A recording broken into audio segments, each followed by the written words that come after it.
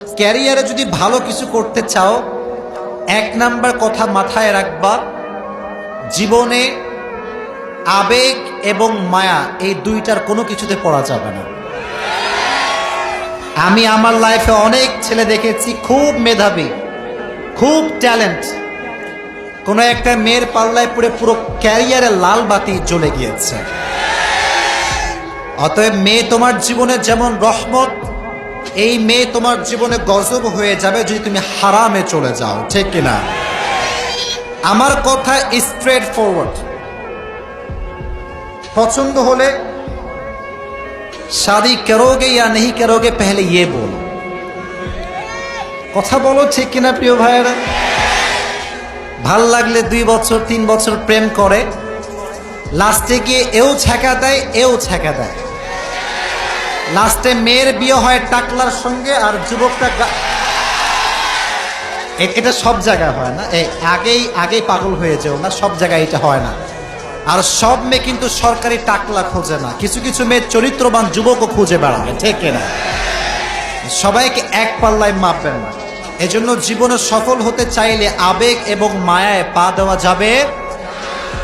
আর তোমাদের যে বয়স 18, 16, 19, 20, at this age you are very emotional, খুব আবেগী তোমরা। মনে রাখবা, আমাদের যে চয়েস এটা আমাদের জন্য ভালো নাও হতে পারে। আমাদের জন্য কোনটা বেস্ট, কোনটা পারফেক্ট, এটা আমাদের চাইতে বেশি জানে একজন। আওয়াজ দিয়ে বলো, তিনি কে? কোরআন থেকে শোনো, আল্লাহ বলছেন, ওয়াসা আন তাকরাহু শাইআন ওয়া হুয়া খায়রুল লাকুম ওয়াসা আন তুহিব্বু শাইআন ওয়া হুয়া শাররুল লাকুম। Sometimes you like a thing and you want that from your heart and you think this is the best option for me. মাঝে মাঝে কোনো মেয়েকে দেখলে মনে হয় আল্লাহ, এর মতো সুন্দরী আর কেউ হইতে পারে না, কিন্তু এর চাইতে সুন্দরী আছে না নাই?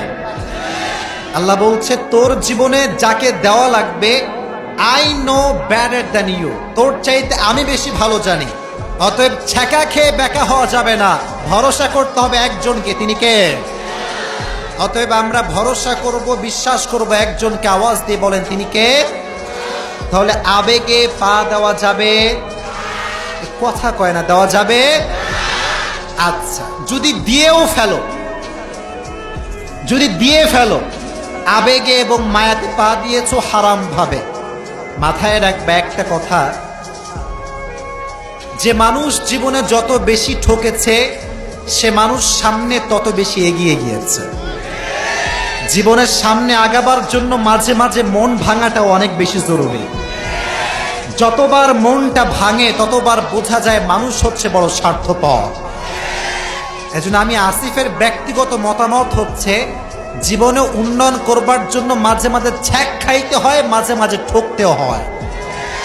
আর আমি এর আগেও বলেছি, জিন্দগি মে কবি কবি আগে बढ़ने के लिए एक कदम पीछे भी जाना पड़ता है। দেখবা যখন মানুষ দৌড়াতে চায় রেস করার জন্য, দেখবা তার এক পা পেছনে থাকে, ঠিক না? কারণ যত পা পেছনে সে নেবে ততটা সামনে সে আগাবে। অতএব আজ থেকে আমাদের শিক্ষা হচ্ছে এইটা, ঠকে গেলে ঠেকে যাওয়া যাবে না, এমন একটা সফলতার চূড়ান্ত পর্যায়ে পৌঁছাতে হবে, আজ যে তোমাকে ঠকাচ্ছে আগামী দিনে সে তোমাকে স্যালুট করতে বাধ্য হয়ে যায়, ঠিক না? আবেগেও পা দেওয়া যাবে না, মায়াতেও পা দেওয়া যাবে না। রাজি আছো তো ইনশাআল্লাহ? একটু কন্ট্রোল করো। সেম কালারে আরো সুন্দর জিনিস অপেক্ষা করছে। কথার সাইজ বোঝা যায়? কালার সেম কিন্তু কোয়ালিটি ভালো। এটা দামে কম মানে ভালো, কাকুলি ফার্নিচার নয়। একটু আবেগ নিয়ন্ত্রণ করো, ভবিষ্যৎ সুন্দর করে দিবে কে? তাহলে 1 নাম্বার, আবেগে পা দেওয়া যাবে না, মায়াতেও পা দেওয়া যাবে, 1 নাম্বার। 2 নাম্বারে সবার জন্য, আব্বাদের জন্য, মায়েদের জন্য, যুবকদের জন্য, মেয়েদের জন্য, সবার জন্য। নিজের স্বপ্ন নিজে দেখবা, তুমি কি হবা তুমি ডিসাইড করবা। তোমার কি এক্সপিরিয়েন্স, তোমার কি হ্যাবি, তোমার কি হবি, তোমার কি স্বপ্ন, তোমার কি ড্রিম, এটা এলাকার চাচা নয়, তোমাকে জাস্টিফাই করতে হবে। দেখবেন আজকাল আমরা যখন কোনো স্বপ্ন দেখি যে আমি ওইটা হব, এইটা হব, এলাকার কিছু খালা আছে, কিরে তোর ছেলের কি খবর রে? আমার ছেলের তো চাকরি হয়ে গেল, এইটা হয়ে গেল, প্রমোশন হয়ে গেল, ঘোড়ার আন্ডা। তোমার ছেলের প্রমোশন হয়েছে, মাথায় রেখো আমার যখন প্রমোশন হবে ওটা বাংলাদেশ কাঁপতে থাকবে, ঠিক কিনা বল? কারো কথায় কান দিবা না, নিজের স্বপ্নে নিজে ফোকাস করবা। আর হ্যাঁ, সমাজের মানুষ তোমাকে ভাঙবে, তোমাকে খোটা দিবে, এর দ্বারা কিছু হবে না রে, এ জীবনে কিছু করতে পারবে না। মাথায় রাখবা আমি কি হব, it's just a matter of time, it's just a matter of time. এটা তুমি নয়, এটা আমার ভবিষ্যতের সময় বলে দিবে, ঠিক কিনা? অতএব নিজের স্বপ্ন নিজে দেখব। এটা বলছি এই জন্য, আমাকে অনেক মায়েরা শুনছেন, অনেক স্যাররা শুনছেন। দেখেন, অনেক সময় অনেক ছেলের স্বপ্ন হয় আমি ডাক্তার হব, কিন্তু আব্বা কয় না তোর ইঞ্জিনিয়ারই হইতে হবে। আছে না নাই? আপনার ছেলে কি হবে এটা আপনার ছেলে বুঝবে। যদি আপনি ফোর্স করেন, দিশে আপনি আমও হারাবেন, ছালাও হারাবেন। এই জন্য নিজের স্বপ্ন নিজে দেখবো না অন্য কেউ দেখবে? অন্য কেউ দেখবে না নিজে দেখব? আল্লাহ বোঝার তৌফিক দান করুক, সকলেই পড়া আমিন।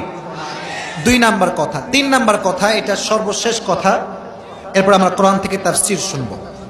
সেটি হচ্ছে এই দেখো, তথা কথিত সমাজকে ফলো করবা না।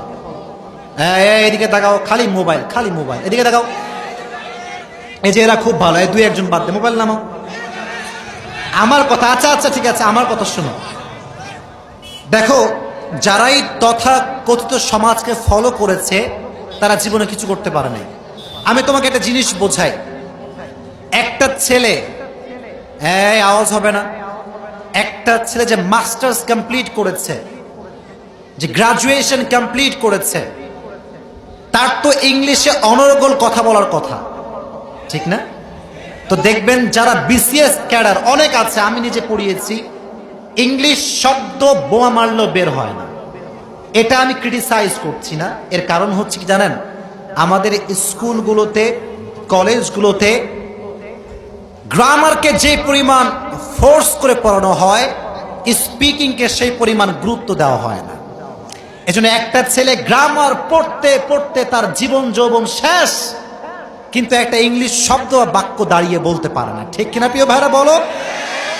তথাকথিত সমাজ ফলো করলে চলবে না, নিজেকে বুঝতে হবে যে আমার ফল্ট কোথায়, ত্রুটি কোথায়।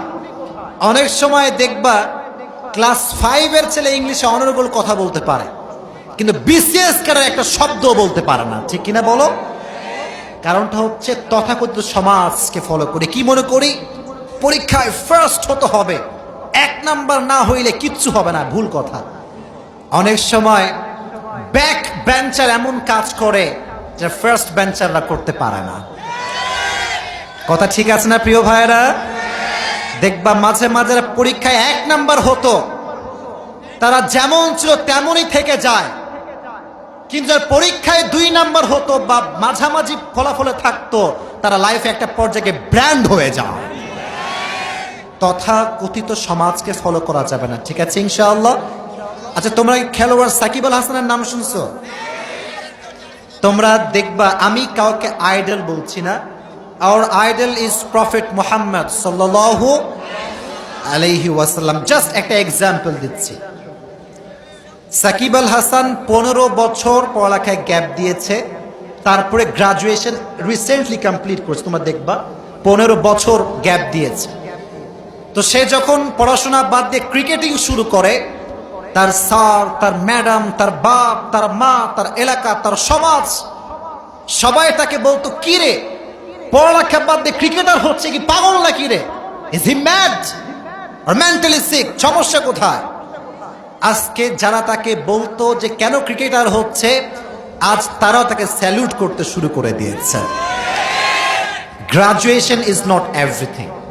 অবশ্যই তুমি মাস্টার্স কমপ্লিট করবা, অবশ্যই তুমি গ্রাজুয়েশন কমপ্লিট করবা, বাট তুমি যেইটা হতে চাও ওইটা আগে হবা, পুরো সমাজ তোমাকে স্যালুট করতে বাধ্য হয়ে যাবে। এজন্য সর্বশেষ কথা, তথা